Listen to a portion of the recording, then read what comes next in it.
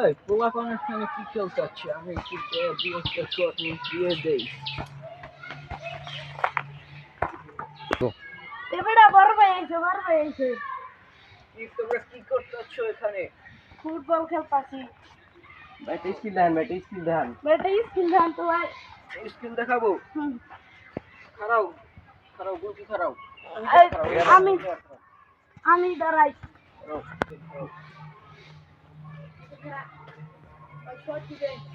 দেখো আবার ব্যথা উঠা পাইও না, ঠিক আছে? দেখো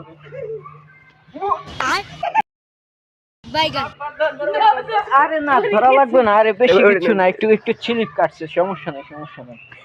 বেশি কিছু না, এগুলো কোনো বিষয় না।